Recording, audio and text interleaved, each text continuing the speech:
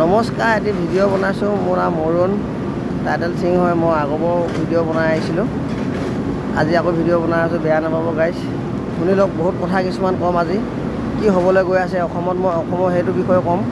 কিন্তু এতিয়া দেখি আছে মোৰ লগৰবিলাকে কাম কৰি আছে। মই আজি ছুটি কৰিছোঁ, গাটো ইমান ভাল নাই। কেৰেলাত আছোঁ, হায়াৰিং কৰি আছে, বালাপত কোম্পানী হয়।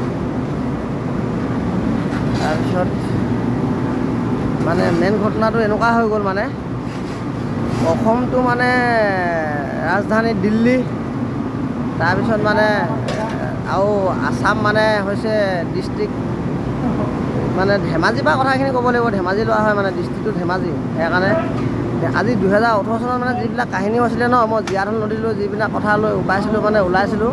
এজন আমাৰ ভক্ত হয়, এজন ফায়াৰিং কৰি আছে।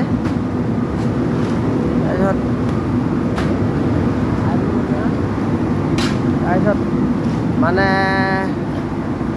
এনেকুৱা মানে পৰিৱেশ হয়। তাৰপিছত এনেকুৱা মানে ঘটনাটো বহুত এনেকেই কথা কিছুমান কওঁতেনে বুজাওঁতেনে মানে নুবুজিলে ন। তাৰপৰা মই এতিয়া বনাই আছোঁ, এতিয়া কৈ আছোঁ। মই এইফালে আছোঁ, এনেকৈ মই মানে পোৱা নাই আছোঁ।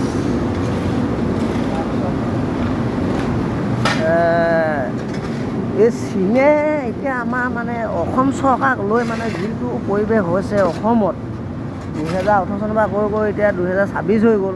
কিন্তু মই কৈ আছোঁ কথাখিনি, কিন্তু মোৰ কথা শুনা নাই আকৌ। কিন্তু শুনিব লাগিলে চব ৰাইজৰ বুকু কঁপি যাব। মই এনেকুৱা কথা ক'ম নহয়, মানে হৈ গৈছে ঘটনাখিনি। মই যেতিয়াৰ পৰা কৈছিলোঁ তেতিয়াৰ পৰা হয়তো মোৰ কথা শুনা এনেকুৱা ঘটনা নহ'লহেঁতেন। বহুত ডাঙৰ পানী নহ'লহেঁতেন। হৈছিলে যদিও মানে মানুহ নমৰিলেহেঁতেন, পোক পৰুৱা বহুত জীৱ জন্তু নমৰিলেহেঁতেন। কিন্তু এতিয়া মোৰ কথা শুনা নাই, বস্তু কিছুমান বনাব পৰা নাই অসমত। সেইকাৰণে মানে অসমত বহুত জীৱ জন্তু মৰি গৈছে। আৰু এতিয়া চীনৰ পৰা যিটো মানে মনুষ্য কিছুমানক ধ্বংস কৰিবলৈ বা জীৱ জন্তু কিছুমানক অসমত আমাৰ মানুহেতো চব হয়, মানুহে ধ্বংস কৰিবলৈ লাগি আছে মানে চীনৰ পৰা। সেইবিলাক যদি কেনেবাকৈ ধ্বংস কৰিবলৈ মানে পৰিৱেশ যিটো বনাইছে, সেইটো যদি এইবিলাক বান কিছুমান বনাইছে যদি খুলিবলৈ হয় বা এৰি দিবলৈ হয়, তেতিয়া অসমততো মানে এতিয়া নাৰিকল গছ ডুবি যাওঁ হৈছে। পানী ঘৰ মুধচ পাৰ হৈ গৈছে শিৱসাগৰত। আৰু আমাৰ ধেমাজি জিলাতো, ধেমাজি ডিষ্ট্ৰিক্টত যিবিলাক ঘটনা হৈছে, আপোনালোকে শুনিব লাগিলে, দেখিব লাগিলে মাথাটো বেয়া হৈ যাব। তাৰ ঘৰবিলাক গোটাই লৈ গৈছে নদীয়ে। কিন্তু এতিয়ালৈকে বৰ্তমান মোৰ ঘৰটো, আমাৰ গাঁওখন বহুত ডাঙৰ গাঁও আছিলে।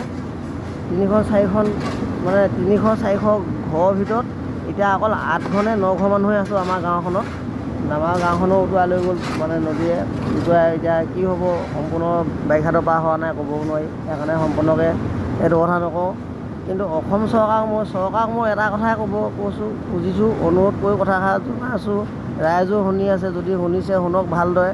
মই ৰাতি পৰিৱেশ বেছিকৈ মানে ৰাতি কেলৈ বুলি কৈছোঁ, দিনত শুই থাকোঁ, নাইট ডিউটি কৰোঁ। ৰাতি হ'লে দিনত ডে চিফ্টত মানে ডিউটি নকৰোঁ, মই নাইট চিফ্টত ডিউটি কৰোঁ। সেইকাৰণে দিনত ভিডিঅ' কিছুমান বনাব নোৱাৰোঁ, মানুহটো টোপনি যাওঁতে। ৰাতিয়ে বনাইছোঁ গাইজ, বেয়া নাপাব। সেইকাৰণৰ পৰা অসম চৰকাৰে মাথা মাৰিব লাগিব। মই যিটো কথা কৈছোঁ সেইটো কথা লৈ। আৰু কৰোণা কিবাকিবি নিপা চিপা লৈতো অসম চৰকাৰে বহুত মাথা মাৰিলে, বহুত সেই সময়ত মানুহ চানুহ মৰি গ'ল, সেইটো কথা নকওঁ। কিন্তু নৰেন্দ্ৰ মোদী ডাঙৰীয়াক মই বিশেষকৈ কৈছোঁ, কথাষাৰ জনাইছোঁ। আৰু হেমন্ত বিশ্ব শৰ্মা ডাঙৰীয়া, আপুনি চব আমাৰ অসমৰ বিষয়ে, অসমৰ আপুনি প্ৰধানমন্ত্ৰী, এতিয়া আপুনি মন্ত্ৰী হয়, প্ৰধানমন্ত্ৰীটো নৰেন্দ্ৰ মোদী ডাঙৰীয়া হয়, কিন্তু আপুনিতো মামা হয় না, হেমন্ত মামা। আপুনি মাথা মাৰিব, কথাষাৰ মই মিছাকৈ কোৱা নাই।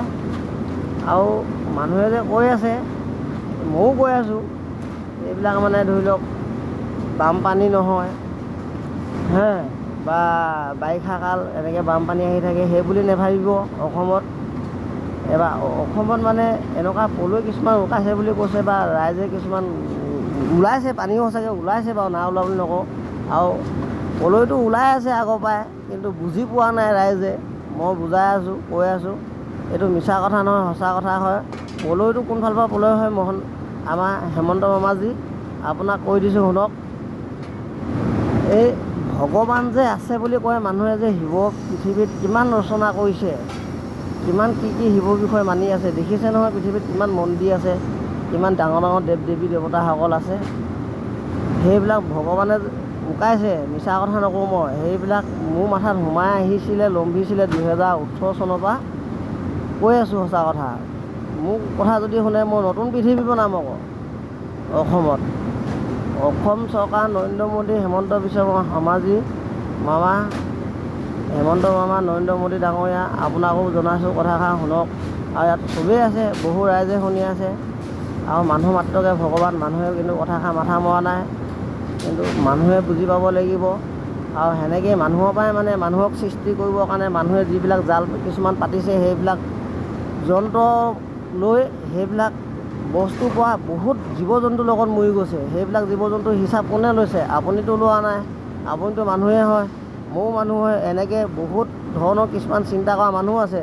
এতিয়া আপুনি বহুত অসমত মানে বনাইছে, চিৰিয়াখানা বনাইছে, কাজিৰঙা পাতিছে, কিবা কিবি কৰিছে। তাত জীৱ জন্তু য'ৰ পৰা বাহিৰৰ পৰা ওলাই আহে সেইবিলাক ধৰি নি আপুনি ভৰাইছে, থৈছে, জমা কৰিছে, সেইকাৰণৰ পৰাহে আছে। নহ'লে আপুনি আগৰ পৰাতো সেইখিনি ৰাখি থোৱা নাই, বা আমি হ'লেও ৰাখি থোৱা নাই। সেইবিলাক সেনেকৈয়ে মানে জীৱ জন্তু বহুত আছে। অকণমান চিন্তা কৰিব। এনেকুৱা জীৱ জন্তু কিছুমান আছে মানে সেইবিলাক জীৱ জন্তু মৰি গৈছে। আৰু সেইবিলাক জীৱ জন্তুৰ পৰাই মানুহে হয়তো পইচা পাতি পৰা ধৰি বহুত কিছুমান পায়, বা মানুহ কিছুমানে ভাবিব লাগিব। মানুহ হয় চবেই। সেইকাৰণে মই কৈছোঁ, মোৰ গাত যিটো বাবা ভোলানাথ সোমাই আছে, লম্ভিছে, যিজন পাৰ্বতী আই আছে, সেই পাৰ্বতী আই কোৱা মতে, ভোলানাথ বাবাই বুজাই দিয়া মতে মই আপোনাক কথাষাৰ অনুৰোধ কৰি জনাই ইমান টাইম ক'লোঁ। আপোনালোক চবকে, যিমান মা হয়তো শুনিব পাৰে, বাবাও হয়তো শুনিব পাৰে, দাদা হয়তো শুনিব পাৰে, চবকে নমস্কাৰ কৰিছোঁ। আকৌ কৃষ্ণ কিবা কিবি কথা কওঁতে ভুল হ'ব পাৰে, ক্ষমা কৰিব। আৰু যদি শুনি ভাল লাগে, মোৰ ভিডিঅ'টো লাইক এটা কৰিব, কমেণ্ট এটা কৰিব, আৰু শ্বেয়াৰ কৰিবলৈ নাপাহৰিব। এইটো জয় আই অসম, মাত হৈছে চালাম হিন্দুস্তান। কৃষ্ণ।